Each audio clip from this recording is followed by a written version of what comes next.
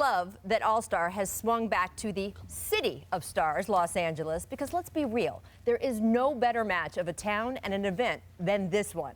They don't call this the All-NBA Weekend. They do not call this the First Team Defense Weekend. This is not an event about all those careful award calculations we make at the end of the year when we parse numbers and go all Zapruder film on our nerdy little heart's content.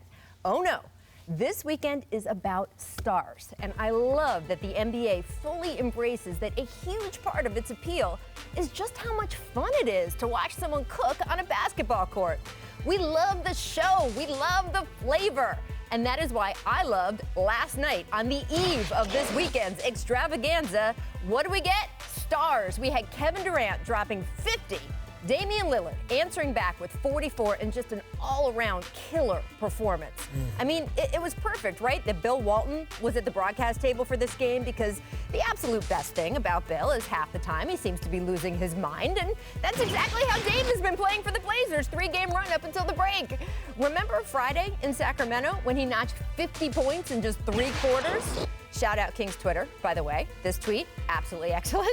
Then there was the 39-point outing he had against the Jazz. And then last night, Lillard was just epic in what Coach Terry Stotts called a signature win. The game kept Portland in great shape in the West standings, and it also knocked the Warriors out of the top spot. Now, Houston is the #1 seed by half a game, which, of course, brought out this tweet from Houston GM Daryl Morey. Cute, right? But standings aside, last night also did something important for Lillard, which is underscore he belongs here this weekend. The past 2 years, he'd been snubbed, and even this year, there were some who pointed comments from Russell Westbrook implying Dame only made it because he campaigned his way in. Guess what? That's not why he made it. Damian Lillard is playing this weekend because this weekend is about stars. And over the past week, no one has shone brighter. Now, Tracy, in this game, we saw the Warriors lose again in a matchup where, hey, they wanted to get set out on a good tone going over into the break. Couldn't get it done. I mean, where are you in terms of your worry factor about the Warriors? Well, I've been saying that this team is vulnerable. And reason being, I just don't think they have that depth that they had in the past. I think their bench is a little bit depleted. I think Houston this year is a better team than they were last year. And I think Houston is more built to beat this team than any other team in the NBA because they have 2 superstars who I think can get you 30, 40 points at any given time, along with great shooters surrounding them. And they're playing better defense this year. So I think they're vulnerable. I mean, we're saying that right now because they are losing more games than we expected, but I just think they're bored. But at the same time, yes, they are vulnerable because their bench is a little bit weaker this year. Yeah, I agree with that they're bored. I mean, if you remember, they put so much into the regular season a couple years ago, won 73 games, and didn't win the championship. So, you know, this is a team that's been there. They've done that. They're trying to get through the regular season with no major injuries. They want to get the #1 seed. But when you've been to the finals 3 straight times, you can't wait for the playoffs. And when the playoffs come, please believe me, they're going to turn it up and be ready. Now, I want to ask you, Jerry, because you have the coach's perspective now, too, not just as a vet NBA player.